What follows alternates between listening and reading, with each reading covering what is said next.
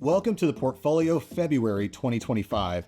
We've got 3 great articles for you, some cool stuff happening kind of in the Dallas-Fort Worth Metroplex we want to make you aware of because ultimately it affects jobs, growth, and eventually homebuyers. The first story we're talking about, this is the big one. The Republican House has put forth a bill to lower property taxes. Governor Abbott is also big on reducing property taxes. As we all know in Texas, we have a very, very high price point in property taxes. And quite honestly, it was never that big of a deal because our sales prices were so low. But since COVID really pushing up the value of properties so much and increasing and limiting that supply and raising the demand, it's really made that property tax rate very, very, very high. So there's a lot of legislation that is on the floor right now. Make sure you write your congressman, say, yes, we need either larger tax breaks, incentives, credits, exemptions, whatever they want to do to give us all a little bit of relief on that. That would actually really help until sales prices can really either fall or at least stabilize. It'll give a lot of people more ownership options and increase affordability for homebuyers. Second story we want to make sure we talk about is the main thing is the absorption rate in office. You know, for the longest time, specifically since COVID, we really saw a lot of office spaces really vacate and become empty.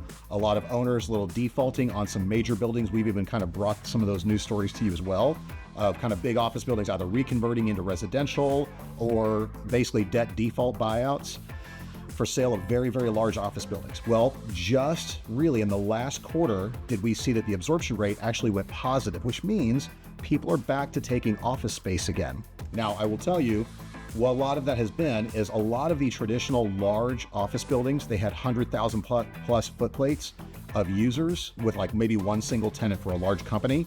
Well, what they did is they're finally no longer holding back for one single user to rent. They're finally breaking up those offices and renting them out to smaller businesses. That has really boosted the office vacancies and occupancy specifically in the Dallas-Fort Worth area. So we're finally at a positive absorption rate, which is really critical for that. So for those of you, if you took advantage, we even brought some, we've even done some investor videos on, hey, you should be buying office right now because it's going to shift. So for those of you that got in and got in the right time, congratulations, you're sitting pretty, and we're seeing good signs on the office market really starting to make its way back. The third article we want to make sure we talk about is Globe Life. You know, Globe Life sponsors the Ranger Stadium. And so their HQ headquarters, massive life insurance company, is actually relocating to McKinney. And so that thing is about to open up. That's 2,000 jobs coming into the McKinney area in particular.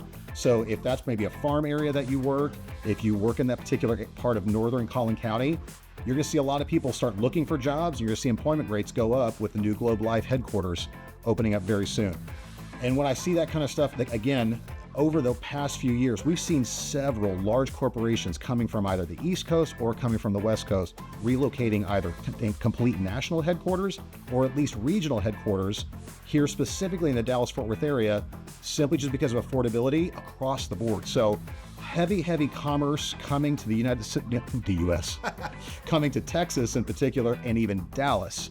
Dallas is now outpacing Austin and starting to outpace Houston in terms of attraction for businesses. So keep an eye on that. That just means more jobs, more money, more residential houses, and also more demand for those houses, which is be both good and bad. So keep an eye on those things. Obviously, we want to continue to bring you news stories that are really happening in the Dallas-Fort Worth area because we want to be a part of your portfolio. Take care.